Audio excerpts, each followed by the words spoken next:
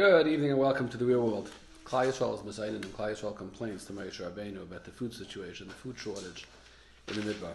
So Moshe Rabbeinu comes to the Rebbeinu Shalom and he asks him, what am I supposed to do? So the pasuk, Hanaichi Harisi Eskala Amazah, am I the two? Did I give birth to this whole nation? Was I the one? Am I the mother? That you tell me, Kisaymer Elisa, Eyu Bechekecha, carry them, Kasha Yisa, Ha'imin Esayainik. Like a nurse carries the child.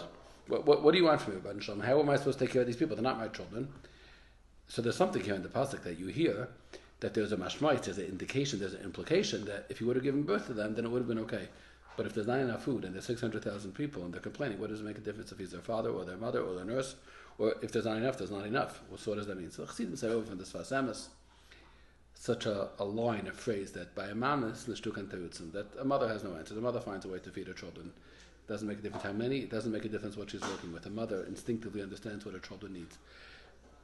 And of course, the truth of that member of the Sasemis goes way beyond just a simple understanding. What it means is that if the Rebbeinu Shalom charges one person with responsibility for another person, a parent to a child, a Rebbe to a Talmud, a friend to another friend, it means you have whatever it takes and you have whatever it needs to supply the needs to nourish and to sustain that other person.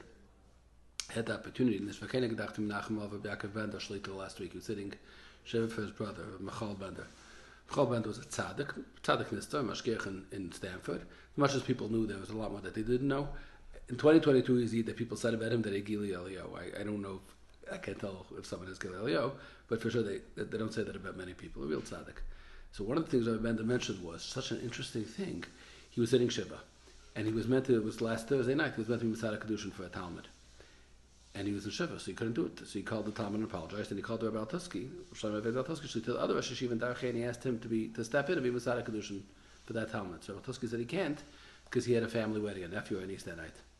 So Rabbi Bender called him Shmuel, Kamenetsky Shlich, and he asked, what am I supposed to do? Shmuel said, like a father in Shiva, Rahman al-San goes to his son's chuppah, a Rebbe to a Talmud is the same thing, and you should go be Masada Kedushin. On a practical level, Rabbi Altuski ended up going.